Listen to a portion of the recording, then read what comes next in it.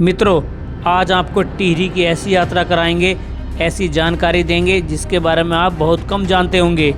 टिहरी में ऐसा बहुत कुछ है जो पूरे भारत में कहीं नहीं मिलेगा। इस कड़ी में सबसे पहले हम चलेंगे भारत के सबसे ऊंचे टिहरी डैम की ओर। ये भारत का ही नहीं बल्कि एशिया का नंबर 1 और दुनिया का 5वां सबसे ऊंचा बांध है। अगर ये टूट गया तो ऐसा महाविनाश होगा जिसकी कल्पना करने से ही रूह कांप जाती है। इसी बड़े डैम के ऊपर से हम कार चलाकर आज गुजरेंगे।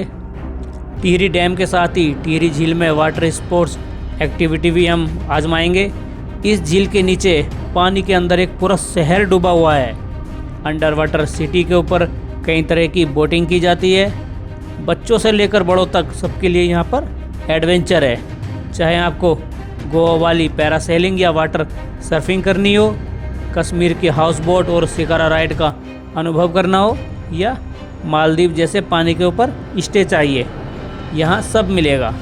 आपने रोड पर तो स्कूटर चलाया होगा, यहाँ पानी के ऊपर स्कूटर चला सकते हैं। इतना ही नहीं, टिहरी में भारत का सबसे लंबा सस्पेंशन ब्रिज और बीच में बिना किसी सपोर्ट का सबसे लंबा रोपवे भी है। झील में इतना सब कुछ है कि एक्टिविटी करते हुए एक दिन कम पड़ जाएगा। इनके अलावा इस वीडियो में ऐसी बहुत सी डिटेल है जो हैरान कर देगी। तो चलें टिहरी की ओर बढ़ते हैं।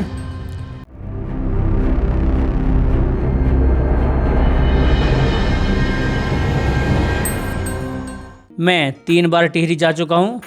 एक बार बस और शेयरिंग टैक्सी से, दूसरी बार बाइक से और तीसरी बार कार से।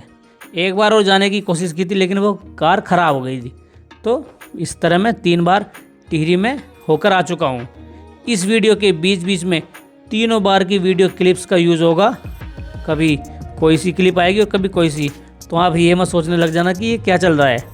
अभी आप जो ये वीडियो देख रहे हैं, ये यमुनोत्री गंगोत्री यात्रा के बाद वापस आते हुए की वीडियो है, जिसमें हम बाइक से टिहरी जा रहे हैं।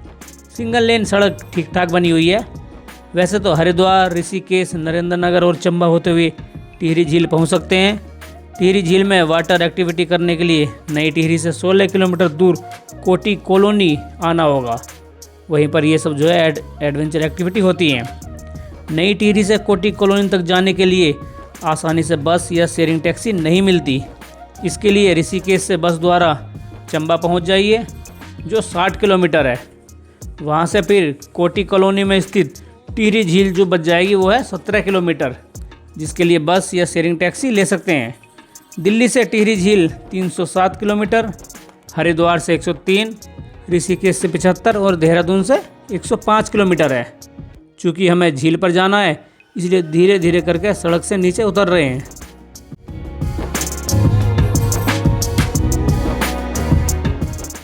जंगलों में आग लगी हुई है जिससे धुआं फैल रहा है। इन जंगलों में गर्मियों में अक्सर आग लगती रहती है। ये लोकल वाले बता रहे थे कि गर्मियों में यहाँ पर आग की घटनाएं बढ़ जाती हैं। पता नहीं क्या कारण है, आग लगती है या लगाई जाती है। धुएं से ज़्यादा दूर तक साफ नहीं दिखाई दे रहा। हम ऋषिकेश चंबा से होते हुए टिहरी नहीं जा रहे थे, हमारा रूट अलग था, इसलिए कन्फ्यूज़न हो रहा था कि रास्ता सही है या नहीं। गूगल मैप भी ठीक से दिशा नहीं दिखा पा रहा, इसलिए यहाँ रुककर रास्ता पूछा। इसके बाद आगे बढ़ गए। कोटी कॉलोनी 9 किलोमीटर बचा है। इस रास्ते पर होटल कम है, पर बीच बीच में होम स्टे आते रहते हैं, जिनमें कम रुपए में आपको कमरा मिल जाएगा। साइड में नीचे भागीरथी नदी बह रही है। ये टिहरी झील का ही पानी है।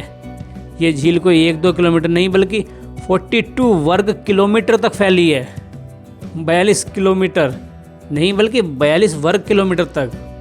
टिहरी डैम आते आते ये और ज़्यादा चौड़ी हो जाएगी। इसके बारे में आगे डिटेल के साथ बात करेंगे। फिलहाल टिहरी झील पर्यटन स्थल जहाँ बोटिंग, वाटर स्पोर्ट्स और फ्लोटिंग हट्स हैं, वो यहाँ से 4 किलोमीटर आगे है। रास्ते में अन्य गांव भी आते रहते हैं। यहाँ से कोटी कॉलोनी शुरू हो रही है।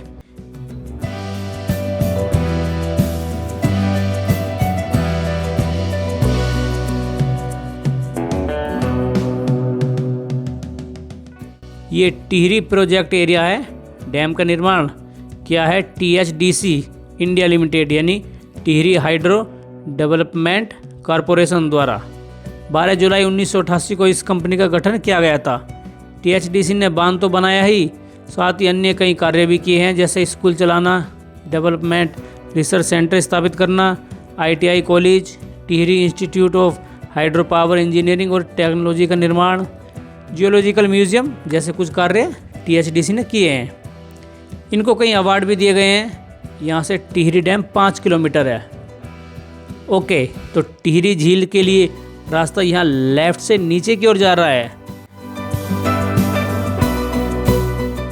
ये साइड में जो गोल गोल रखे हैं, पता नहीं क्या है, शायद इनका यूज टिहरी डैम के निर्माण में हुआ होगा। टिहरी लेक में आपका स्वागत है।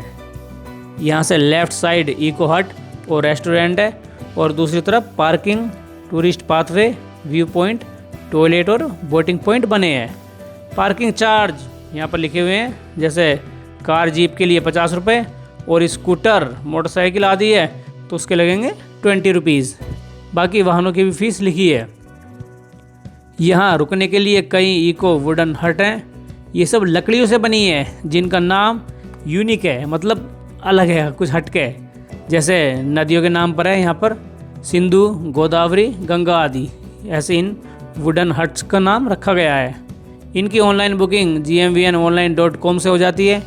बुक करने के लिए बुकिंग टैब पर जाइए, वहाँ एकोमोडेशन बुकिंग पर क्लिक कीजिए। डिस्ट्रिक्ट में टिहरी गढ़वाल सेलेक्ट करके सर्च करेंगे।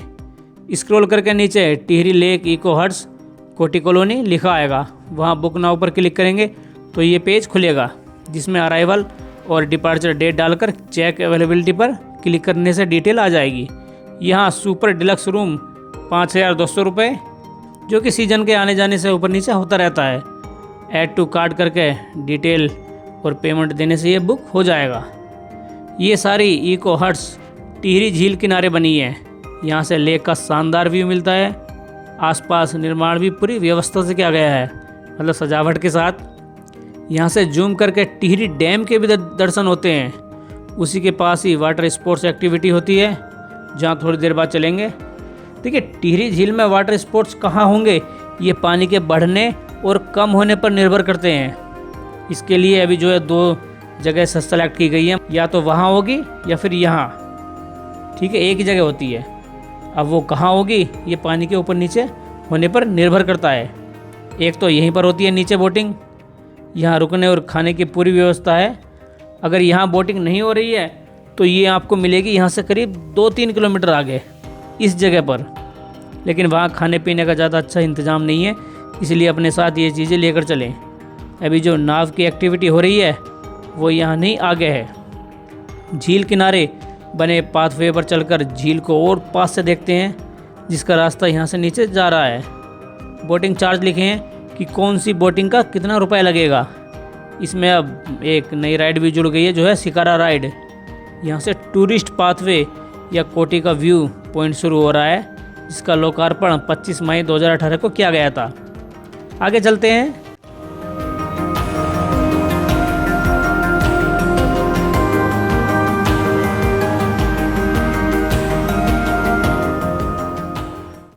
यहाँ आई लव टिहरी लिखा सेल्फी पॉइंट है, जहाँ पर रुककर आप अपने याद के लिए जो है फ़ोटो खिंचवा सकते हैं। यहाँ पर लिखा है कि जल का स्तर 1 से 20 मीटर तक जो है बढ़ता घटता रहता है और भूमि भी दलदली हो सकती है, इसलिए आप और बच्चों तथा जानवरों को नीचे की ओर ना ले जाएं।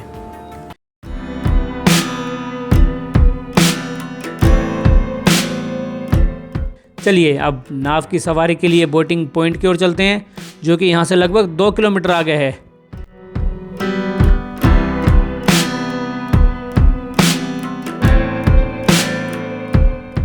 ये होटल ली रोई या ले रोई या ली रोय, जो भी आप इसको इंग्लिश में पढ़ रहे हो, ये वो होटल है।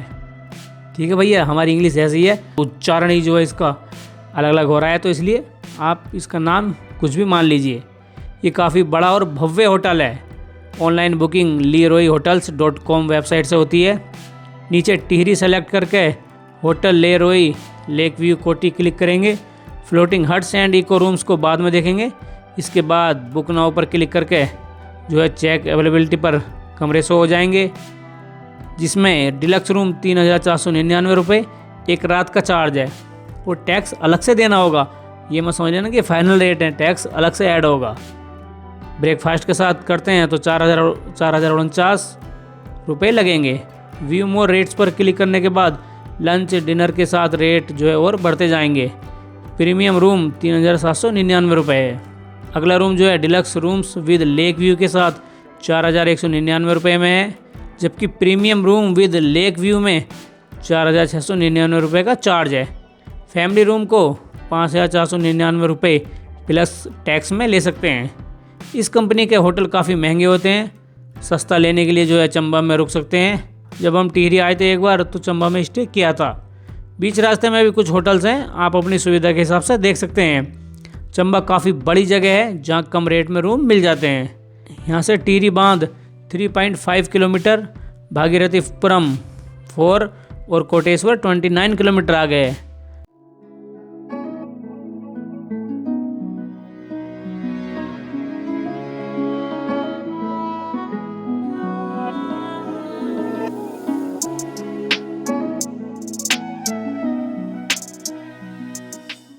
अब होटल के नीचे झील की ओर चलते हैं जहाँ वाटर एक्टिविटी होती है।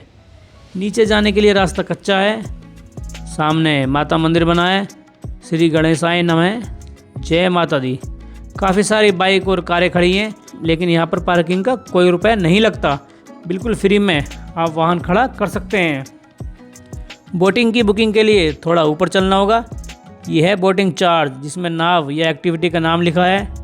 दूसरे कॉलम में उस बोट का समय है कि कितनी देर तक उस एक्टिविटी को कर सकते हैं, और तीसरे में रुपए लिखे हैं। ये रेट बदल भी सकते हैं।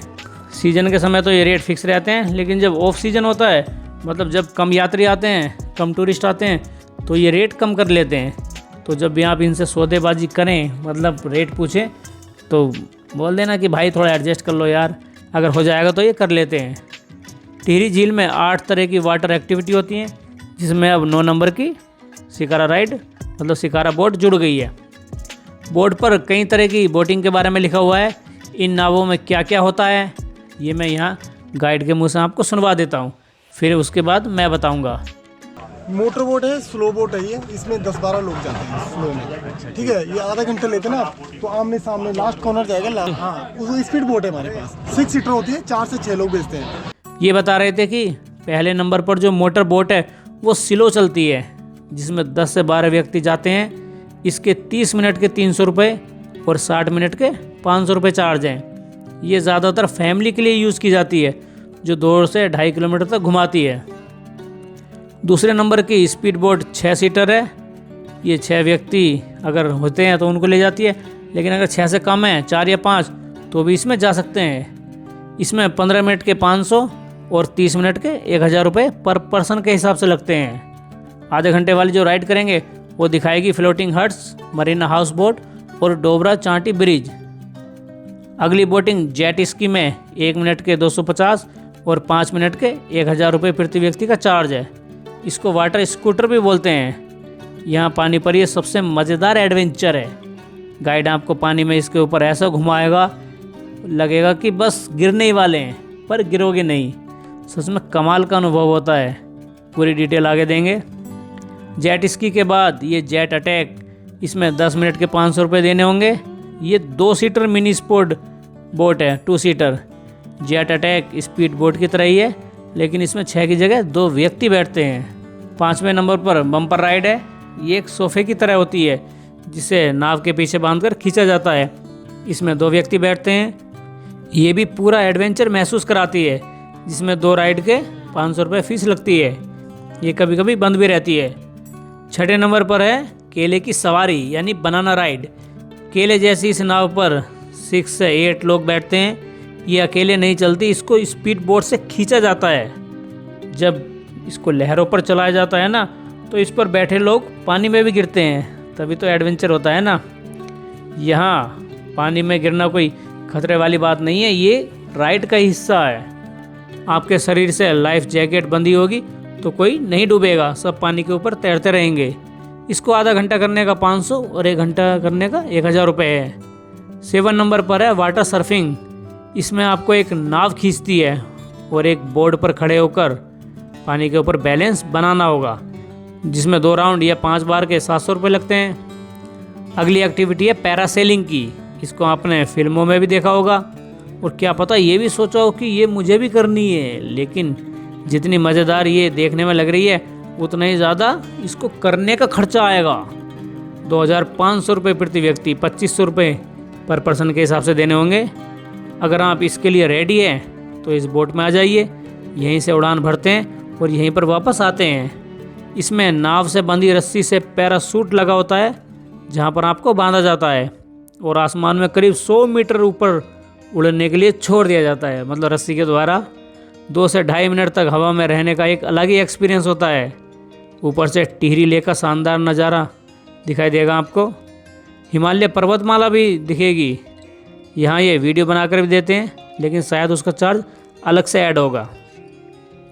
पैरासेलिंग के बाद यहाँ लास्ट गतिविधि शिकारा राइड की है। कश्मीर के श्रीनगर में अगर आप गए होंगे तो वहाँ डल झील में सजी धजी नाव चलती हैं जिनको शिकारा बोलते हैं। उसके जैसी कुछ नाव यहाँ पर भी चलने लगी हैं, जिसमें 30 मिनट राइड के 250 रुपये और 60 मिनट के 500 रुपये लगते हैं। इसमें 4 से 6 व्यक्ति बैठकर राइड को एंजॉय कर सकते हैं। इसमें बैठकर कुछ कुछ कश्मीर वाली फीलिंग भी आ सकती है। इस तरह 9 तरह की बोटिंग के बारे में हमने जाना। टिहरी झील में ये एडवेंचर होते हैं। बोटिंग करने का समय यहाँ पर जैसा लिखा है, गर्मियों में सुबह 9 से शाम 7 बजे और सर्दियों में मतलब विंटर में 9 से 5 बजे तक। वाकई में दिल्ली के आसपास अगर आपको वाटर एक्टिविटी के लिए कोई स्थान चाहिए जो दिल्ली के नज़दीक हो तो सबसे अच्छा यही है टिहरी। ये सब एक्टिविटी 850 फीट गहरी झील पर होती है। तो आप किस बात का इंतज़ार कर रहे हैं? आइए और यहाँ गतिविधि का आनंद लीजिए। सबसे पहले आप डिसाइड कीजिए कि कौन सी एक्टिविटी करनी है, उसके बाद बुक कीजिए। फिर इस तरह की स्लिप मिलेगी जो कि बोटिंग कराने वाले देख भी सकते हैं और नहीं भी। बोट में बैठने से पहले लाइफ जैकेट पहनना बहुत ज़्यादा ज़रूरी होता है। इसके बिना बोटिंग आप मत कीजिएगा, क्योंकि अगर किसी कारणवश पानी में चले जाते हो तो ये डूबने से बचाएगी। पानी में आपको ये ऊपर ही रखेगी। मैंने पहन ली है, ज़रा इसको टाइट करके बांधिएगा। अगर ये ढीली रह गई ना तो फिर जीवन खतरे में पड़ सकता है, क्योंकि ढीले रहने पर ये सिर के ऊपर से निकल जाएगी पानी के दबाव से। तो उस केस में आप नीचे और लाइफ जैकेट ऊपर। तो अगर आपको तैरना नहीं आता होगा उस कंडीशन में तो ये बहुत ज़्यादा गड़बड़ मामला हो जाएगा। इसलिए लाइफ जैकेट अच्छी तरह से टाइट करके बांधे। चलिए अब नाव की ओर चलते हैं। यहाँ पर भी लिखा है कि बिना लाइफ जैकेट के जेटी पर जाना पूरी तरह से मना है। पानी के ऊपर तैरता प्लेटफॉर्म बनाया गया है। इसी से आगे चलते हैं। जब पानी ऊपर नीचे होता है तो ये कुछ इस तरह से हिलता है प्लेटफॉर्म। दोनों तरफ बहुत सारी बोट लगी हुई हैं। इनमें आपको कौन सी करनी है वो गाइड खुद बताएंगे, जिसकी आपने पर्ची कटवाई होगी।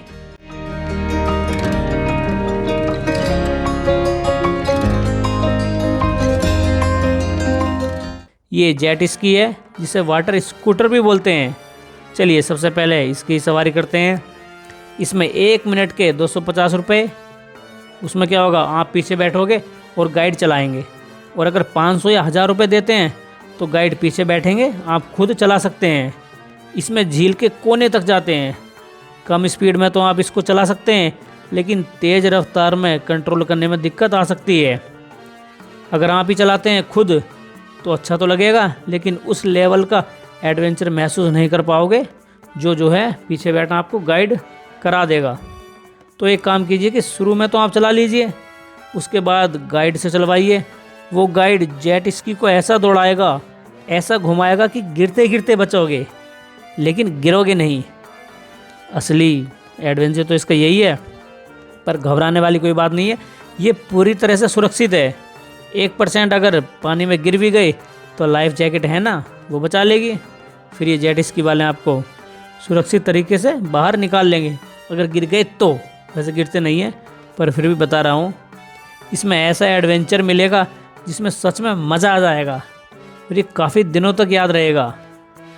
वाटर स्कूटर टिहरी डैम के बिल्कुल नज़दीक तक तो नहीं जाता, लेकिन वहाँ तक ज़रूर जाएगा जहाँ से डैम पूरी तरह से साफ दिख जाएगा। एक्सपीरियंस पूरा होने के बाद इस पर बैठकर फ़ोटो खिंचवाना मत भूलिएगा, क्योंकि यहाँ आपने आज कुछ नया किया है। इस झील किनारे पर कभी कभी हॉट एयर बैलून और पैराग्लाइडिंग भी की जाती है।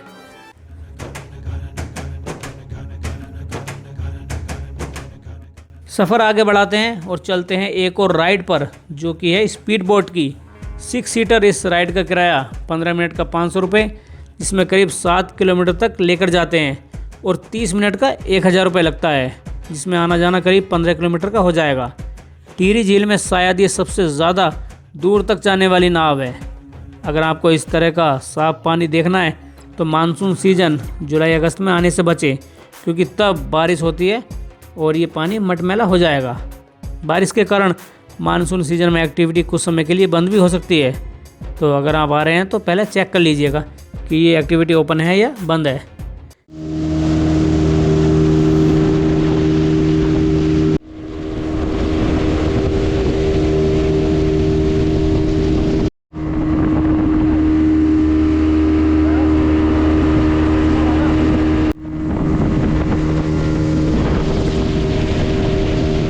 स्पीड बोट से जाने पर यह झील में देखने की सबसे पहली चीज़ है, जिसे कहते हैं फ्लोटिंग मरीना। अगर आप बीच पानी में तैरती हुई हाउस बोट पर पार्टी करना चाहते हैं तो इसको बुक कर सकते हैं, जहां खाना पीना सब मिलेगा। ये एक तरह का तैरता हुआ रेस्टोरेंट भी है। गाइड बता रहे थे कि जो लोग फ्लोटिंग हट्स में रुकते हैं उनमें से कुछ लोग यहाँ पार्टी करने आते हैं रात को या दिन में, जब भी बुकिंग होती है। फ्लोटिंग मरीना से कुछ दूर आगे फ्लोटिंग हाउस या हट्स दिखाई देंगी। फ्लोटिंग का मतलब है तैरता हुआ, और हाउस बोले तो घर, यानी कि पानी के ऊपर तैरता हुआ घर या तैरती हुई झोपड़ी, जहां इनमें रुक सकते हैं। इन्हें देखकर एक बार फिर कश्मीर के श्रीनगर की याद आएगी। जैसे डल झील के ऊपर हाउस बोट बनी हुई है, ये उतनी बड़ी तो नहीं, लेकिन कुछ कुछ उनके जैसी मान सकते हैं। ये लीरोई कंपनी की 20 कमरों वाली फ्लोटिंग हट्स हैं, साथ ही 2 सर्विस हट्स हैं। इसके निर्माण में ज़्यादातर लकड़ी का यूज़ किया गया है। मालदीव में भी कुछ इसी तरह पानी के ऊपर हट्स बनी है, इसलिए इसको मिनी मालदीव भी कहते हैं। यहाँ रुकना अपने आप में एक अलग ही एक्सपीरियंस होगा। यहाँ रुकने की अच्छी व्यवस्था है, कमरों की कई वैरायटी है। मनोरंजन के लिए टीवी और डिश भी उपलब्ध हैं। मनोरंजन की बात हो ही गई है तो बता दूं कि यहाँ बाहर रात में म्यूज़िक भी बजता है, साथ ही वाईफाई और एसी भी लगी हैं। पहली बार इन्हें देखकर रुकने का मन कर जाएगा, लेकिन ये जितना खूबसूरत है उतना ही ज़्यादा आपको रुपए देने होंगे। आम आदमी के लिए ये काफ़ी ज़्यादा महंगा है। ऑनलाइन इनकी बुकिंग हो जाती है leroyhotels.com से, जैसे कि पहले बताया। वहाँ पर 2 ऑप्शन हैं, लेक व्यू कोटी और floating huts and eco room. इन झोपड़ियों को बुक करने के लिए इसी ऑप्शन पर क्लिक करेंगे, फिर डेट डालकर बुक नाउ पर क्लिक करने से ये पेज खुलेगा। इसमें 2 तरह के होटल शो हो रहे हैं, एक ज़मीन पर और दूसरे झील वाले फ्लोटिंग हट्स के। रूम ऑन लैंड ये अलग होटल है जो ज़मीन पर बना है। ये लैंड वाला होटल फ्लोटिंग हट से कुछ किलोमीटर दूरी पर है। वहाँ पर डिलक्स रूम 5500 रुपये, और बाकी जैसे जैसे खाना ऐड करते रहेंगे रेट बढ़ते जाएंगे। दूसरी तरह का रूम फैमिली रूम है, जो 6700 रुपये से शुरू हो रहा है। अब इन तैरती हट्स के रेट देखते हैं, लेकिन डरिएगा नहीं। जो floating huts over the lake नाम से हैं, इन कमरों का साइज 350 स्क्वायर फीट है। इसमें ब्रेकफास्ट के साथ एक दिन का रूम 13,499 रुपये। इसमें ब्रेकफास्ट के साथ एक और खाना ऐड करेंगे तो देने होंगे 16,499 रुपये। इतना ही नहीं, अभी और सुनिए, अगर ब्रेकफास्ट लंच और डिनर तीनों ऐड कराएंगे तो हो जाएंगे 8,499 रुपये एक रात का चार्ज। और ये रेट तो बिना टैक्स के हैं। टैक्स के 2,500 से 3,500 रुपये और जोड़ लीजिए, तो अब सोचो कि जाना है या नहीं इसमें। इन फ्लोटिंग हट्स का निर्माण 2012-13 में करीब 60 करोड़ रुपए से हुआ था। 2017 में सरकार ने फ्लोटिंग हट्स को GMVN गढ़वाल मंडल विकास निगम को दिया था, लेकिन ये झील के किनारे पर ही खड़ा रहा तब। फिर सरकार ने PPP पब्लिक प्राइवेट पार्टनरशिप के तहत इसको लीरोय ग्रुप को 20 साल की लीज पर दे दिया। ये ग्रुप हर वर्ष सरकार को करीब 1.25 करोड़ रुपए देगा, और इसमें हर वर्ष 5% की बढ़ोतरी की जाएगी। लीरोय ग्रुप ऑफ होटल्स है, ये फ्रांस की कंपनी है, जिसका मतलब है द किंग। अब जब नाम राजा है तो फीलिंग भी राजाओं वाली लेनी है, तो इसके लिए देने होंगे काफ़ी ज़्यादा रुपए। इनके होटल्स और रिजॉर्ट्स कई जगह हैं, जैसे Tehri, Haridwar, Dehradun, Delhi, Jim Corbett park, Udaipur, Raipur, Jammu और पश्चिम बंगाल में।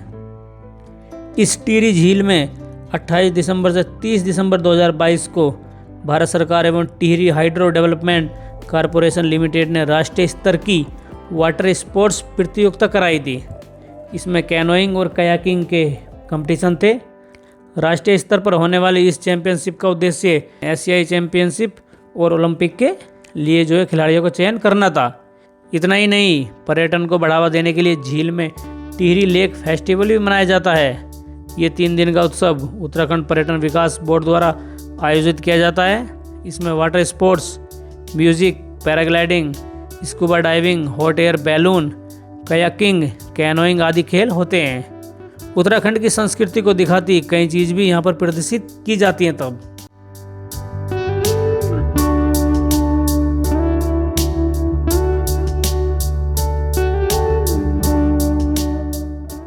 सामने एक पुल देख रहे होंगे, ये कोई आम पुल नहीं है, ये भारत का सबसे लंबा सिंगल लेन वाला सस्पेंशन ब्रिज है। भारत में अभी तक जितने भी सस्पेंशन पुल हैं उन पर ज़्यादातर बड़े वाहन नहीं चल सकते, लेकिन ये भारत का एकमात्र ऐसा पुल है जिस पर करीब 16 टन भारी वाहन भी आराम से गुजर जाएंगे। सी लेवल से 850 मीटर ऊंचाई पर बना ब्रिज 14 वर्षों में बनकर तैयार हुआ था। वो कैसे, आगे देखेंगे। सस्पेंशन ब्रिज उनको कहते हैं जिसके दोनों किनारों पर या दोनों साइड पर तो सपोर्ट होता है, लेकिन बीच में कोई भी सपोर्ट नहीं होता। पुल का बीच वाला हिस्सा हवा में झूलता रहे, इसलिए इसको झूला पुल या अंग्रेजी में सस्पेंशन ब्रिज बोलते हैं। ये सिंपल भाषा में समझाने के लिए था। जैसे ऋषिकेश में राम झूला और लक्ष्मण झूला है, भागीरथी नदी पर बना ये ब्रिज टिहरी तहसील के डोबरा को प्रतापनगर तहसील के चांठी गांव से जोड़ता है। यानी कि पुल के एक तरफ डोबरा गांव है और दूसरी तरफ चांठी गांव, इसलिए इसको मिलाकर बोलते हैं डोबरा चांठी पुल। पुल की कुल लंबाई 725 मीटर है। इस 725 मीटर के 3 भाग हैं। एक तो जो नदी के ऊपर बिना किसी सपोर्ट के झूलता हुआ पार्ट है यानी सस्पेंशन, उसकी लंबाई 440 मीटर है। पुल के दोनों किनारों पर 2 ऊंचे ऊंचे टावर बनाए गए हैं जो 58 मीटर ऊंचे हैं। अब इन खंभों के लेफ्ट साइड जमीन पर जो पुल बना है वो डोबरा गांव की ओर है जिसकी लंबाई 260 मीटर है, जबकि दूसरी तरफ यानी चांठी की साइड जमीन पर बने पुल की लंबाई 25 मीटर है। अब इन सबको जोड़ दें तो कुल हुआ 725 मीटर। ये इतनी मजबूती से बनाया गया है कि 150 किलोमीटर प्रति घंटे की रफ्तार वाली हवा को झेल सकता है। तेज़ हवा को सहने के लिए इसमें 8 शॉक ऑब्जर्वर भी लगाए गए हैं। इसमें 2 लाख से ज़्यादा नट बोल्ट जो है यूज़ किए गए हैं और उम्र 100 वर्ष तक काम करने की बताई गई है। ब्रिज पर वाहनों के लिए जो रोड बनी है वो 5.5 मीटर चौड़ी है। इसके दोनों ओर 75 सेंटीमीटर फुटपाथ बनाए गए हैं। इस तरह पुल की कुल चौड़ाई हो गई 7 मीटर। रात के समय ये बहुत ज़्यादा खूबसूरत लगता है। इस पर 6 करोड़ की आज की टेक्नोलॉजी से युक्त मल्टी कलर लाइटिंग लगाई गई है जो रात में अद्भुत लगती है। पुल पर electronic traffic control system install है। अगर एक लिमिट वजन से ज़्यादा कोई वाहन यहाँ से गुजरने का प्रयास करता है तो यहाँ लगा सिस्टम कंट्रोलर को इसकी जानकारी देगा कि 16 या 18 टन से ज़्यादा भारी वाहन पुल पर जो है खड़ा है, मतलब जो है एंटर करने की कोशिश कर रहा है, तब उसको रोका जाएगा। 42 वर्ग किलोमीटर लंबी टिहरी लेक और भागीरथी नदी पर निर्मित इस पुल की निर्माण लागत 315 करोड़ रुपए बताई जाती है। चलिए अब देखते हैं कि ये डोबरा चांठी ब्रिज बना कैसे है, निर्माण में क्या क्या दिक्कत परेशानी आई, इसको बनाने की ज़रूरत क्यों हुई। तो कहानी शुरू होती है 2005 से, जब टिहरी डैम की T2 नाम की सुरंग बंद कर दी गई और टिहरी डूबने लगी। टिहरी में बने पुल भी डूब गए। पहले इन्हीं पुलों से लोग नदी पार करके एक दूसरे से जुड़ते थे, मतलब एक दूसरे के गांव जाते थे। अब जब पुल ही डूब गए तो फिर क्या हो, नदी के आर पार जाना बंद हो गया, जिससे झील के उस पार बसे सैकड़ों गांवों का कनेक्शन कट सा गया। नदी के एक साइड नई टिहरी थी तो दूसरी तरफ प्रतापनगर और बाकी कई गांव।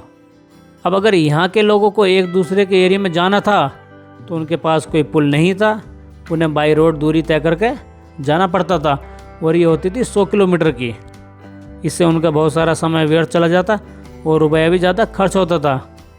इन्हीं सब दिक्कत परेशानियों को देखते हुए लोगों ने एक नया पुल बनाने की मांग की। जब सरकार नहीं मानी तो लोगों ने धरना प्रदर्शन किए और अपनी मांगों को पुरजोर तरीके से उठाया। इस पर सरकार को झुकना पड़ा और 2006 में तय हुआ कि यहाँ पर 592 मीटर लंबा पुल, मोटरेबल पुल बनाया जाएगा। उस समय पुल को 2 सालों में बनकर तैयार होना था और हुआ 14 वर्षों में। वो कैसे, इसको भी देखते हैं। कुछ समय बाद पुल की लंबाई 592 मीटर से बढ़कर 725 मीटर करने की प्लानिंग हुई। उस समय इसके निर्माण का डिज़ाइन IIT रुड़की द्वारा तैयार किया गया था, लेकिन मार्च 2012 में चौरास झूला पुल टूटने से सरकार ने कई पुलों की डिज़ाइन की क्रॉस चेकिंग कराई कि कहीं पर किसी पुल में खराबी तो नहीं है। तब इसके डिज़ाइन को IIT खड़गपुर भेजा गया। वहाँ इंजीनियरों ने डिज़ाइन में कई कमियां बताते हुए इसको फेल कर दिया कि इस तरह से ये पुल नहीं बन सकता। तब तक 2010 आ चुका था और उस समय तक पुल के 4 टावर और 260 मीटर ज़मीन पर यह पुल बन गया था, जिसमें 125 करोड़ रुपए खर्च हो चुके थे। विषम परिस्थितियों और कमज़ोर प्लानिंग के चलते कोई भी कंपनी इस प्रोजेक्ट को हाथ लगाना नहीं चाहती थी।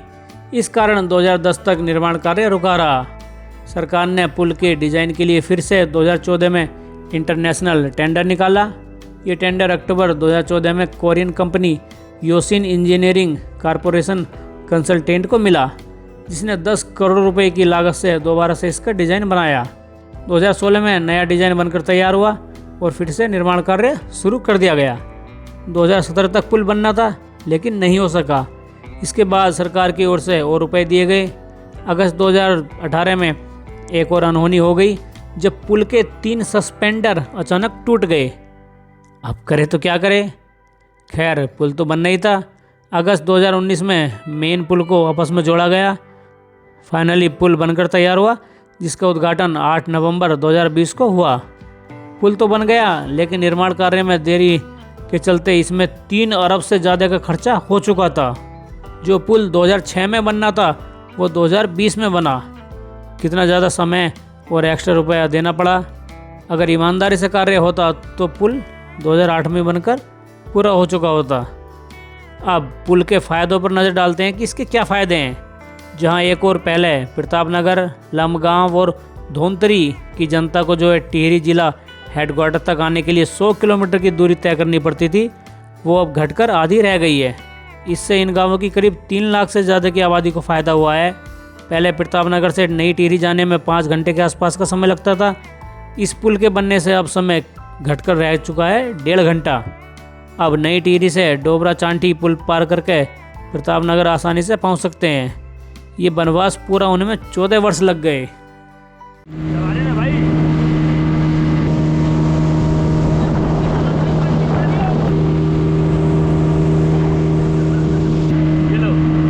स्पीड बोट कितनी तेजी से पानी को हटाते हुए आगे बढ़ रही है।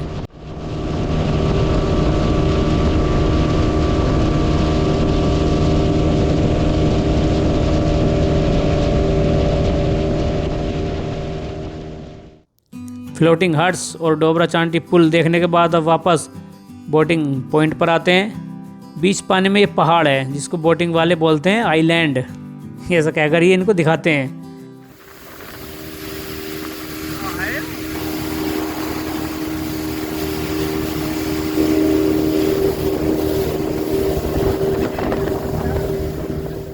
सामने टिहरी डैम दिखाई दे रहा है।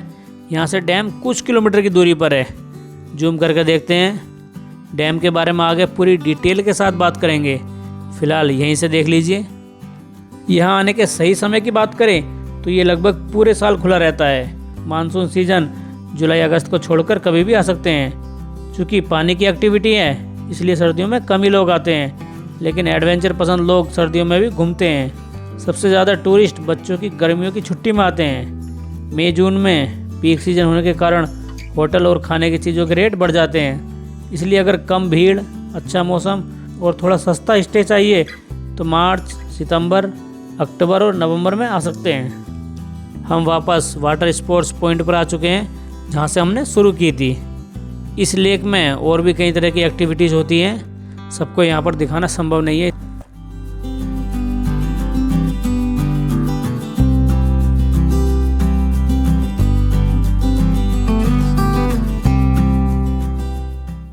अब Tehri water sports activity point से टिहरी डैम की ओर चलते हैं, जो यहाँ से करीब 4 किलोमीटर दूर बना है। वैसे तो पीछे से ही टिहरी प्रोजेक्ट एरिया शुरू हो चुका था, लेकिन यहाँ से आगे प्रतिबंधित क्षेत्र है जहाँ पर हर कोई नहीं जा सकता। यहाँ पर सामान्यतः रात 8 से सुबह 6 बजे के बीच एंट्री करने की परमिशन नहीं है, क्योंकि यहाँ से थोड़ा आगे डैम है जो कि सुरक्षा की दृष्टि से इतना ज़्यादा महत्वपूर्ण है कि अगर इस पुल को कोई खतरा हुआ या टूटने का कोई रिस्क हुआ तो ये भारत के लिए बहुत ज़्यादा खतरनाक साबित होगा। इसलिए यहाँ की सिक्योरिटी टाइट रखी जाती है और वो करती है CISF। अब वहाँ तक जाना कैसा है डैम को देखने के लिए, वो भी देखते हैं। अभी डैम से कुछ दूर पहले CISF वाले रोककर पूछेंगे कि कहाँ जाना है। टिहरी डैम के दूसरी साइड भी कई गांव है जहाँ लोग आते जाते हैं। लोकल लोगों के लिए आना जाना आसान है, लेकिन जो टूरिस्ट घूमने आते हैं उनको डैम के ऊपर से जाने से पहले बताना होगा कि दूसरी साइड किस गांव में जाना है। जब आप नदी पार वाले गांव का नाम और काम बता देंगे तब कार से डैम को पार कर सकते हैं। हमें बांध के दूसरी ओर बने एक गांव में कुछ काम था, इसलिए दूसरी साइड जा रहे हैं।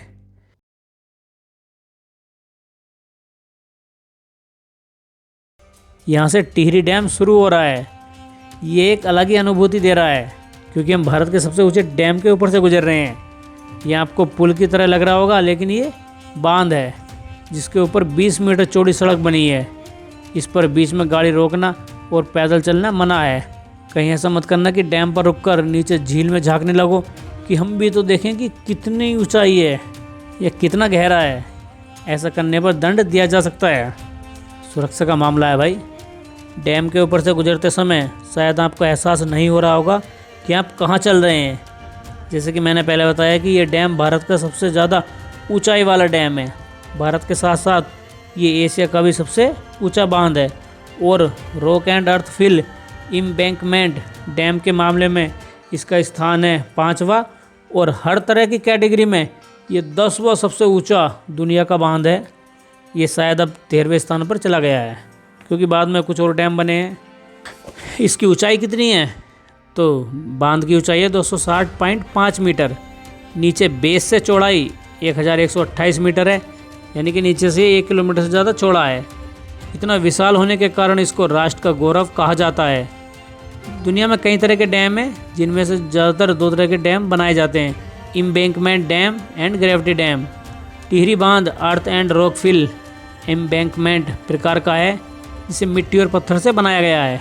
बीच हिस्से में ठोस मटेरियल जैसे आयरन सीट और कंक्रीट वगैरह डाली गई है और साइड में पत्थर मिट्टी की बहुत घनी लेयर लगी है, जिससे पानी अंदर नहीं जाता। देखने में आर्टिफिशियल पहाड़ जैसा लगता है।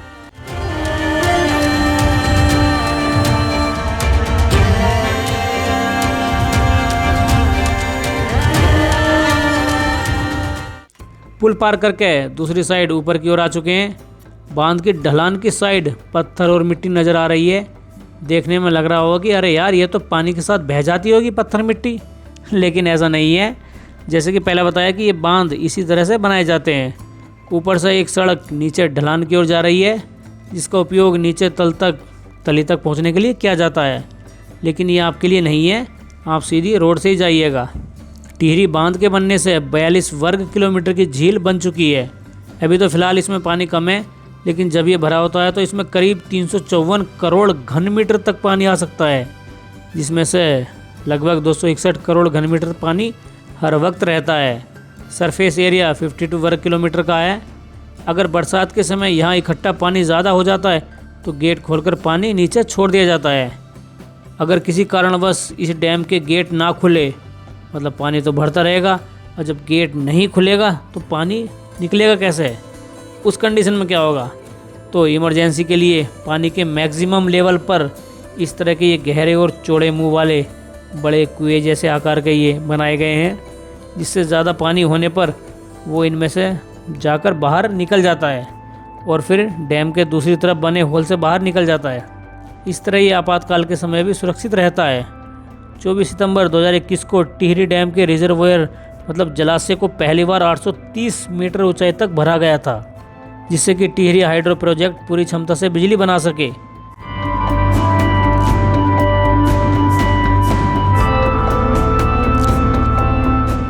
जैसे कि आपको पता है कि डैम का मुख्य उद्देश्य बिजली बनाना है, वैसे तो बिजली पैदा करने का काम काफ़ी जटिल है, मैं साधारण शब्दों में थोड़ा सा बताने की कोशिश करता हूँ। नीचे पहाड़ों के अंदर टरबाइनें लगी हैं, इनके पंखों पर टिहरी डैम का बहुत सारा पानी गिरता है, जिससे जो है टरबाइन के पंखे तेज़ी से घूमते हैं। इनके अंदर पावर हाउस में लगी मशीनें चलने लगती हैं, जिससे बिजली उत्पन्न होती है। फिर यहाँ से बिजली टावरों पर लगे तारों द्वारा बाहर भेजी जाती है। टिहरी हाइड्रो पावर प्रोजेक्ट के अंतर्गत 2400 मेगावाट की बिजली बनाई जानी है, लेकिन ये टुकड़ों में होती है। मुख्यतः जो मेन है, यहाँ पर 1000 मेगावाट की बिजली उत्पन्न की जाती है। साथ ही पंप स्टोरेज हाइड्रो इलेक्ट्रिसिटी से 1000 मेगावाट की और बिजली बनाई जानी है, जिसके लिए निर्माण कार्य चल रहा है। इस तरह 2000 मेगावाट की बिजली यहाँ पर फिक्स हो गई। अब बची 400 मेगावाट, वो कहाँ बनेगी? तो वो बनती है यहाँ से 22 किलोमीटर नीचे कोटेश्वर हाइड्रो पावर प्लांट में। Koteshwar dam Tehri hydro power complex का ही एक हिस्सा है। इस तरह सबको जोड़ दे तो टिहरी हाइड्रो पावर के अंतर्गत 2400 मेगावाट की बिजली बनाने का इंतजाम किया गया है। और आपको जानकर हैरानी होगी कि ये बिजली उत्तराखंड, उत्तर प्रदेश, जम्मू कश्मीर, हिमाचल, चंडीगढ़, दिल्ली, पंजाब और हरियाणा समेत उत्तर भारत के कई जगहों पर दी जाती है। अगर किसी राज्य में बांध बनता है तो उसका एक नियम है कि जिस राज्य में डैम बनाया जाना है उस राज्य को रॉयल्टी के रूप में कुल इलेक्ट्रिसिटी प्रोडक्शन का 12% हिस्सा दिया जाएगा, फ्री दिया जाएगा। डैम के फ़ायदे पर नज़र डालें तो बिजली आने का तो एक फ़ायदा है ही, साथ ही दिल्ली की कुल आबादी में से लगभग 40 लाख लोगों के लिए 300 क्यूसेक पीने का पानी उपलब्ध कराता है और उत्तर प्रदेश की कुल आबादी में से करीब 300 लाख लोगों के लिए 200 क्यूसेक पेयजल देता है। इतना ही नहीं, इससे 2,70,000 हेक्टेयर क्षेत्र की सिंचाई भी की जाती है, यानी खेतों को पानी दिया जाता है। साथ ही रोज़ाना करीब 102 करोड़ लीटर के आसपास पीने का पानी उत्तराखंड, उत्तर प्रदेश एवं दिल्ली को सप्लाई होता है। टिहरी बांध नॉर्दर्न ग्रिड को हर वर्ष 300 मिलियन यूनिट्स एनर्जी कंट्रीब्यूट करता है। बांध बनने से पानी को नियंत्रित किया गया है, जिससे उत्तर प्रदेश, बिहार और पश्चिम बंगाल जैसे राज्यों में बाढ़ में कमी देखने को मिली है, क्योंकि भारी बारिश के समय डैम में पानी को रोक लिया जाता है, जिससे नीचे एरिया में बांध के खतरे में कमी आती है। इस बांध द्वारा बिजली उत्पादन से देश को हर वर्ष करीब 2000 करोड़ रुपए का बेनिफिट होता है।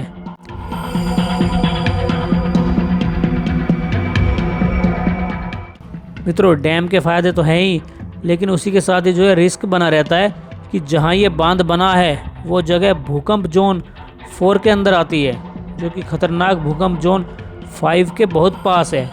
इसमें 7.5 किलोमीटर नीचे की गहराई पर इस जगह पर महार टियर फॉल्ट नाम से एक डेंजर भूकंप का केंद्र है। इसके आसपास नीचे की तरफ डैम 8 की तीव्रता का भूकंप तो झेल सकता है, लेकिन अगर कभी इससे ऊपर का भूकंप आया तो ऐसा महाविनाश होगा, ऐसी महाप्रलय होगी जिससे सोचकर रूह कांप जाती है।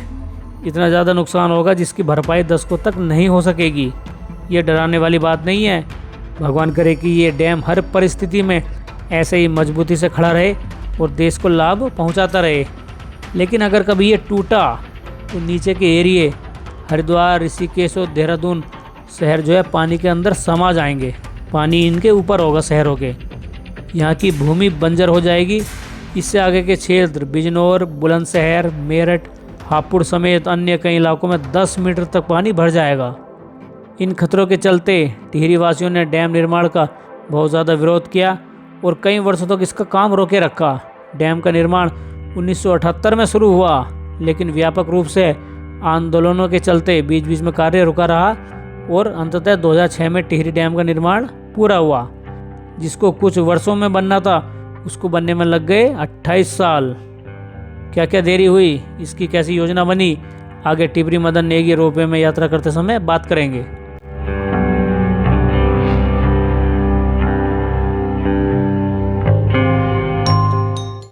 देखिए, ये एक लंबी बहस है कि यहाँ डैम बनना चाहिए था या नहीं। आज जहाँ ये डैम बना है वहाँ से 6 किलोमीटर पहले कभी टिहरी शहर हुआ करता था। जैसे ही टिहरी डैम बनकर पूरा हुआ तो उसने पानी को रोकना शुरू किया। धीरे धीरे पानी बहुत ज़्यादा बढ़ गया और टिहरी शहर डूब गया, जिसे आज पुरानी टिहरी कहते हैं, जो पानी के नीचे है। जहाँ हमने वाटर एक्टिविटी की थी, वहाँ के लोगों को जिस नए स्थान पर बसाया गया उसको नई टिहरी बोलते हैं, जो यहाँ से करीब 16 किलोमीटर दूर है। नई टिहरी के अलावा हरिद्वार, देहरादून और ऋषिकेश में भी लोगों को बसाया गया था। केवल टिहरी ही नहीं, 37 गांव पूरी तरह से पानी के अंदर चले गए और 88 गांवों में भी काफ़ी हद तक पानी भर गया था। बाकी और कुछ गांवों को मिलाकर कुल 125 गांव डैम बनने से प्रभावित हुए थे। आज जिस झील में हमने नाव की सवारी की है, उसके नीचे कभी टिहरी शहर हुआ करता था। उसका इतिहास पानी के नीचे गहराइयों में दबा है। पुरानी टिहरी का अब अस्तित्व तो नहीं रहा, लेकिन उसकी यादें आज भी लोगों में जिंदा हैं, जिसे याद कर बुजुर्ग लोग आज भी भावुक हो जाते हैं। वो नई टिहरी या अन्य स्थानों पर तो बस गए, लेकिन डैम का जिक्र आने से उनके मन में सबसे पहले पुरानी टिहरी का ही ख्याल आता है, जहाँ उन लोगों का बचपन बीता, वो खेले कूदे, जहाँ वो बड़े हुए। उस जगह से लगाव होना स्वाभाविक है, इसलिए आज भी लोगों की आंखों में टिहरी को याद करके आंसू आ जाते हैं। मेरी भावनाएं उनके और उनके परिवारजनों के साथ हैं। मैं उत्तराखंड से तो नहीं हूँ, लेकिन उनका दर्द महसूस कर सकता हूँ कि उनको अपना घर छोड़ते समय कैसा लगा होगा, वो पल कितना पीड़ादायक रहा होगा। हालांकि सरकार ने बांध से प्रभावित लोगों को नई जगह बसाया, ज़मीन दी और उचित मुआवजा देने की बात भी सरकार द्वारा कही जाती है, लेकिन आज भी कुछ लोग टिहरी का वो दर्द नहीं भूले हैं। कहते हैं कि पहाड़ों का पानी कभी पहाड़ों का नहीं होता। बात सही है, लेकिन इसके दूसरे पहलू पर नज़र डालें तो टिहरी डैम से देश को बिजली, सिंचाई, पानी, नौकरी समेत अन्य कई फ़ायदे भी मिल रहे हैं, जिनका देश के विकास में बड़ा योगदान है। जहां मैं रहता हूं, वहां की बिजली और पानी टिहरी डैम से ही आता है। ये देश के कई राज्यों की ऊर्जा और पानी की ज़रूरतों को काफ़ी हद तक पूरा कर रहा है।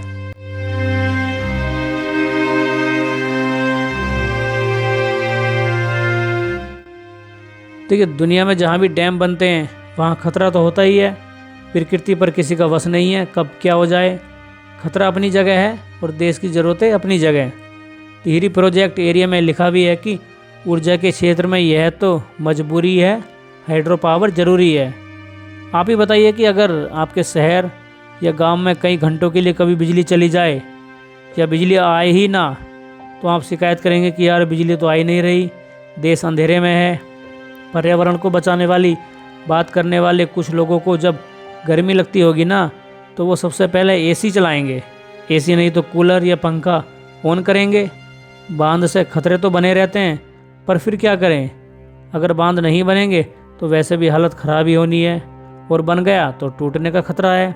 बिजली नहीं पहुंचेगी तो घर, दुकान, कारखाने और फैक्ट्रियाँ कैसे चलेंगी, कैसे चीज़ें बनेंगी, खेतों की सिंचाई और पीने के पानी की कमी कैसे पूरी होगी। मैं ये कहने को विवश हूँ, मजबूर हूँ कि फ़िलहाल हमारे पास डैम के अलावा इतना कोई अच्छा विकल्प नहीं है जो 144 करोड़ इंसानों की ऊर्जा ज़रूरतों को पूरा कर सके। इसलिए ये बनाए जाते हैं। लेकिन विकास के साथ ही हमें उन लोगों के बलिदान को भी याद रखना चाहिए जो टिहरी वासियों और अन्य गांवों ने देश को रोशन करने के लिए दिया है। उन्होंने अपना घर छोड़ते समय जो दुख दर्द सहा होगा, वो हमें समझना चाहिए। इस वीडियो की रिसर्च करते समय मैंने पुरानी टिहरी के बारे में काफ़ी कुछ पढ़ा, देखा और सुना।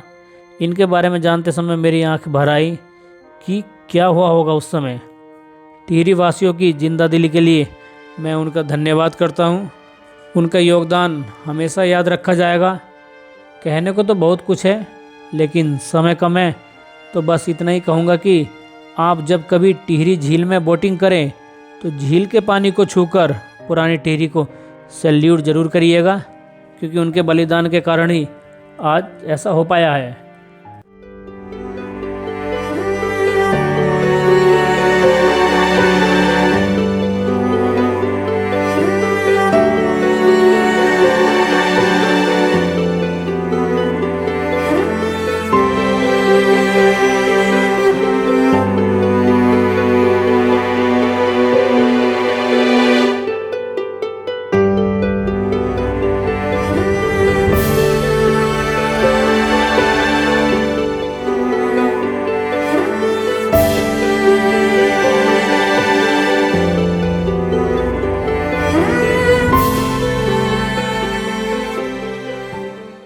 अब आखिरी स्थान की ओर प्रस्थान करते हैं।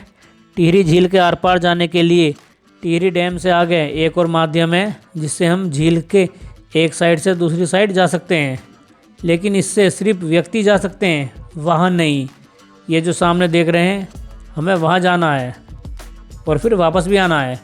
वहाँ तक पहुँचेंगे कैसे? इसके लिए टिहरी लेक के ऊपर टिपरी से मदन नेगी गाँवों के बीच रोपवे चलता है, जिसको टिपरी मदन नेगी रज्जू मार्ग कहते हैं। इसके लिए सड़क से थोड़ा ऊपर आना होगा।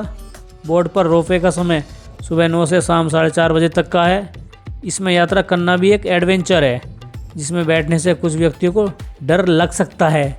इसलिए यहाँ लिखा है कि मानसिक रोगी, दिल के कमज़ोर, नशा किए हुए एवं ऊंचाई से घबराने वाले, हाइट से डरने वाले इस मार्ग से यात्रा ना करें। अगर इसमें जाते समय कभी बिजली चली जाए तो घबराए नहीं, जनरेटर द्वारा लाइट देकर दोबारा से शुरू कर दिया जाएगा। इसका चलना या ना चलना मौसम पर डिपेंड करता है। अगर मौसम ज़्यादा ख़राब हो जाए या आंधी तूफान आ जाए तो रज्जू मार्ग मतलब रोपवे नहीं चलाया जाएगा। इसमें एक बार में 11 व्यक्ति तक जा सकते हैं। बैठने से पहले देख लीजिए कि आपको कैसे इन झूलते हुए तारों पर एक डिब्बे में बैठकर दूसरी ओर जाना है। खतरनाक लग रहा है ना? ये भारत का एकमात्र ऐसा रोपवे है जो बीच में बिना किसी सपोर्ट के बना है। दोनों किनारों पर तो सपोर्ट दिया गया है, दोनों साइडों में, लेकिन बीच में तार हवा में झूल रहे हैं। रोपवे का लाल रंग का केबिन या ट्रॉली आ चुकी है, जिस पर टिपरी मदन नेगी रज्जू मार्ग सेवा लिखा है। कुछ निर्देश लिखे हैं, केबिन डोर के पास खड़े ना हो और जब ये चले तो केबिन में इधर उधर ना घूमें, एक जगह बैठे रहें।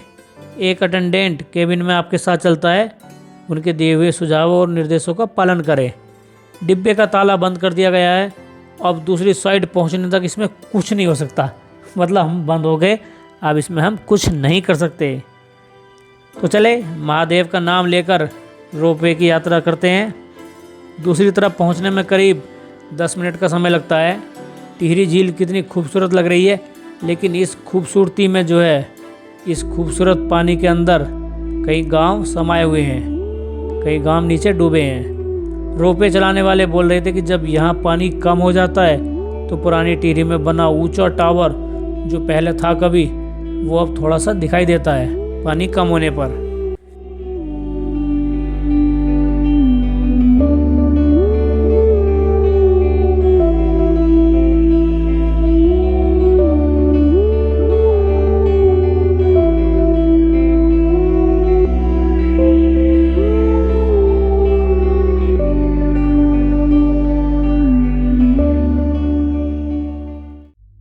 वीडियो में लग रहा होगा कि रोपवे चल नहीं रहा, लेकिन ये लगातार आगे बढ़ रहा है।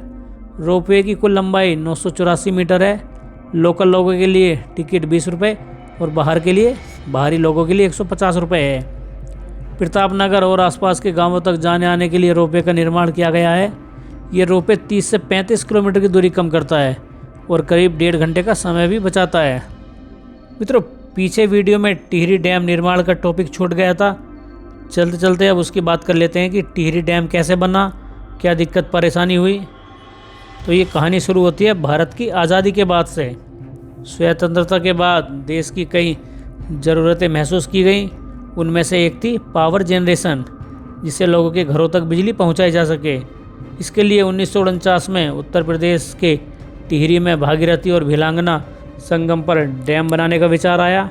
उस समय उत्तराखंड नहीं बना था, इसलिए टिहरी उत्तर प्रदेश में ही था। डैम की बात शुरू हुई कि इस प्रोजेक्ट में 75% फंडिंग केंद्र सरकार की होगी और 25% उत्तर प्रदेश सरकार की। प्लानिंग और बातचीत में समय बीतता गया। 1961 में टिहरी डैम प्रोजेक्ट की शुरुआती इन्वेस्टिगेशन की गई और 1969 में भारत सरकार को रिपोर्ट दी गई। तब इसकी क्षमता 600 मेगावाट बिजली पैदा करने की रखी गई थी। 1972 में टिहरी डैम बनाने की परमिशन मिली और 1978 में निर्माण कार्य शुरू कर दिया गया। चूँकि उस समय ये नॉर्थ इंडिया का बड़ा राष्ट्रीय प्रोजेक्ट था, तो इसमें काफ़ी रुपया लगने वाला था। साथ ही डैम बनाने की खबर से ही टिहरी वासी और आसपास के कई गांव चिंतित हुए कि अब क्या होगा, हम तो यहाँ से बिखर जाएंगे, मतलब हमारा सब पानी में डूब जाएगा। तो उनको जो है टेंशन होने लगी। वो सब विरोध जताकर आंदोलन करने लगे।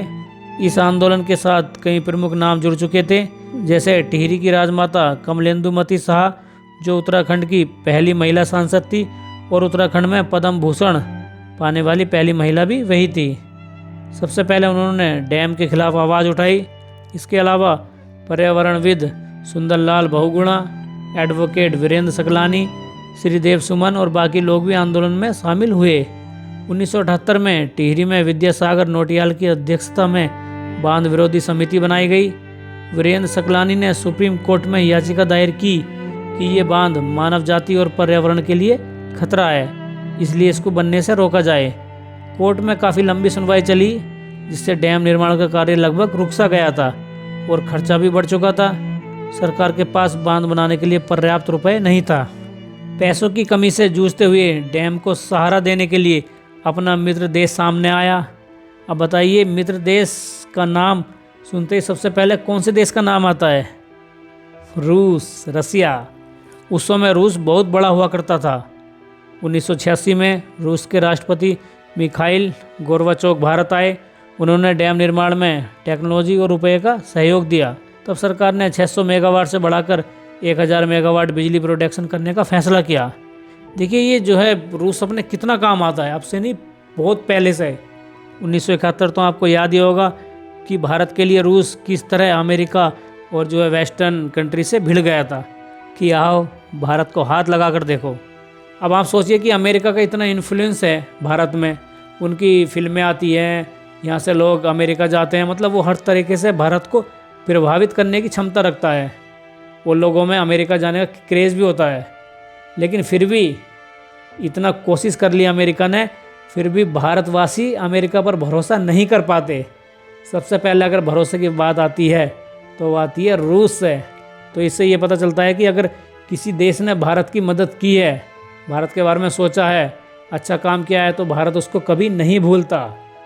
उसी कारण जो है हम आज तक रूस का सपोर्ट करते आ रहे हैं।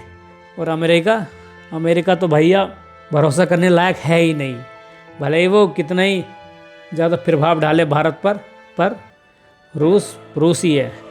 मेरी भी इच्छा है कि अगर कभी मुझे मौका मिला तो मैं रसिया ज़रूर होकर आऊँगा। रूस मुझे ज़रूर जाना है, अगर भगवान ने साथ दिया तो। अब हम पहुँच चुके हैं मदन्ने की साइड। यहाँ थोड़ी देर रुककर टिपरी की ओर चलेंगे और फिर टिहरी से वापस लौट जाएंगे।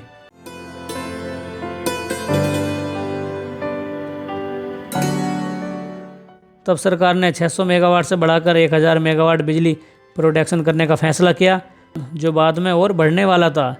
इसी डैम के करीब 20 किलोमीटर नीचे कोटेश्वर हाइड्रो पावर प्लांट को भी 1983 में इस प्रोजेक्ट में जोड़ा गया। ये दोनों डैम तो अलग हैं, लेकिन आमतौर पर दोनों को एक साथ गिना जाता है। टिहरी डैम की ऊंचाई 260.5 मीटर है, जो 42 वर्ग किलोमीटर की झील बनाता है, और कोटेश्वर डैम की ऊंचाई है 103 मीटर, जिससे 2.65 वर्ग किलोमीटर की झील बनती है। कोटेश्वर 2012 में शुरू हुआ था। रूस से फंडिंग की अच्छी खबर तो आ गई, लेकिन यूएसएसआर मतलब रूस ने जो है कई देशों को मिलाकर जो एक समूह बनाया था, उसको यूएसएसआर बोलते थे, तो उसमें कुछ भी अच्छा नहीं चल रहा था तब। उस दौरान वहाँ देश के अंदर युद्ध जैसे हालात थे, जिस कारण 25 दिसंबर 1991 को सोवियत यूनियन 15 हिस्सों में टूट गया। यानी कि रूस ने कई देशों को मिलाकर जो एक बड़ा देश बनाया था, वो 15 देशों में टूट चुका था। अब जब रूस ही टूट गया तो फिर पैसे कहाँ से आएंगे? उस देश के पास भी पैसे नहीं थे। इस कारण टिहरी डैम को मदद मिलना बंद हो गई। तब भारत और उत्तर प्रदेश सरकार की मुश्किलें और बढ़ गई। जैसे तैसे करके सरकार ने जुगाड़ किया। शुरू में डैम बनाने की जिम्मेदारी उत्तर प्रदेश सिंचाई विभाग को दी गई, लेकिन 2 वर्षों में कुछ खास कार्य नहीं हो सका।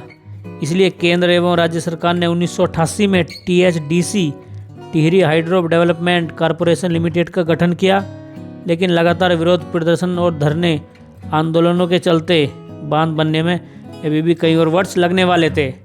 सरकार पर जोर डालने के लिए सुंदरलाल बहुगुणा ने राजघाट पर 74 दिनों का अनशन किया। श्रीदेव सुमन ने टिहरी जेल में 84 दिनों की भूख हड़ताल की।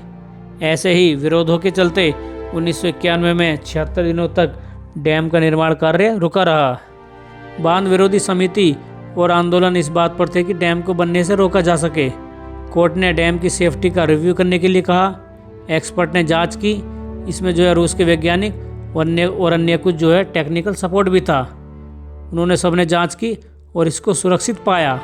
सुप्रीम कोर्ट जानता था कि ये डैम भारत में ऊर्जा मतलब बिजली के लिए कितना ज़्यादा ज़रूरी है, इसलिए कोर्ट ने रोक तो नहीं लगाई इस पर सरकार को निर्देश दिया कि जो लोग डैम बनने के कारण प्रभावित होंगे, जो विस्थापित होकर जाएंगे, जिनका नुकसान होगा, उन सब पर बहुत ज़्यादा ध्यान दिया जाए जिससे कि सबको न्याय मिल सके। 1994 में डैम बनने की परमिशन दे दी गई और 1995 में फिर से कंस्ट्रक्शन कार्य शुरू हुआ। 10 वर्षों तक निर्माण कार्य चलता रहा। 2005 में उत्तराखंड न्यायालय ने आखिरी डाइवर्जन टनल T2 को बंद करने का आदेश दिया। टनल बंद होने से पानी इकट्ठा होना शुरू हुआ और 29 अक्टूबर 2005 को पूरे टिहरी शहर में पानी भर गया, जो धीरे धीरे पूरी तरह से डूब गया और टिहरी झील का निर्माण हुआ। 30 जुलाई 2006 को टिहरी डैम प्रोजेक्ट के अंतर्गत बिजली उत्पादन शुरू हुआ। इसके बाद पावर हाउस की 4 यूनिट एक के बाद एक शुरू हुई। 2007 में टिहरी बांध पूरी तरह से चालू हुआ। इसके निर्माण में 2.5 अरब डॉलर की लागत आई थी। ये डैम भागीरथी और भिलंगना नदी के संगम पर बना है। टिहरी डैम प्रोजेक्ट यह परियोजना के 3 फेज़ हैं। एक तो टिहरी डैम एवं जल विद्युत परियोजना, जिसमें 1000 मेगावाट बिजली का कार्य 30 जुलाई 2006 में शुरू हुआ। इसके बाद फेज़ 2 में Tehri pump storage plant 1000 megawatt की इस परियोजना पर काम चल रहा है। अभी ये पूरी नहीं हुई है, मतलब पूरी नहीं बनी। फेज़ 3 में कोटेश्वर डैम प्रोजेक्ट है, जिसमें 400 मेगावाट की बिजली पैदा की जाती है। इसका निर्माण कार्य 2012 में हुआ था। टिहरी बांध को स्वामी राम तीर्थ सागर बांध और सुमन सागर के नाम से भी जाना जाता है। कहते हैं कि टिहरी के तीनों छोर भागीरथी, भिलांगना और धृतगंगा से घिरे थे, इसलिए पहले इसको त्रिहरी या तिहरी कहा जाता था, जो बाद में टिहरी हो गया। तिहरी का अर्थ होता है एक ऐसा स्थान जो 3 तरह के पापों को धोता है। ये मतलब होता है तिहरी का, जो अब टिहरी हो चुका। मित्रों, वैसे तो टिहरी के बारे में बताने को बहुत कुछ है। पुरानी टिहरी के इतिहास के बारे में भी मुझे बात करनी थी, लेकिन वीडियो बहुत ज़्यादा लंबा हो चुका है, इसलिए वीडियो को अब यहीं पर रोकना होगा। फिर भी अगर आप टिहरी वाटर स्पोर्ट्स कोटी कॉलोनी के पास कुछ और स्थानों को घूमना चाहते हैं तो नई टिहरी जा सकते हैं। पुरानी टिहरी की याद के तौर पर वहाँ भी कुछ स्मारक बनाए गए हैं। इनके अलावा नई टिहरी से 12 किलोमीटर दूर चंबा है। नई टिहरी से एक सड़क 29 किलोमीटर दूर कंताल भी जाती है। धार्मिक दर्शन चाहते हैं तो कंताल से 10 किलोमीटर आगे सुरकंडा देवी मंदिर है, जो माता के 51 शक्ति पीठों में से एक है। इसके बाद मसूरी जाने का मन है तो सुरकंडा मंदिर से 34 किलोमीटर दूर मसूरी बसा है। ऐसा यहाँ आप आसपास के स्थानों को घूम सकते हैं। तो मित्रों, ये थी अपनी आज की वीडियो, जिसमें हमने अपनी तरफ से पूरी और सही जानकारी देने की कोशिश की है। अगर फिर भी कहीं कुछ छूट गया हो, कुछ गलती हो गई हो, तो उसके लिए मैं क्षमा चाहता हूँ। तो चलें, मिलते हैं अगली किसी वीडियो में। तब तक के लिए टिहरी वासियों का धन्यवाद और जय सुरकंडा देवी जी की।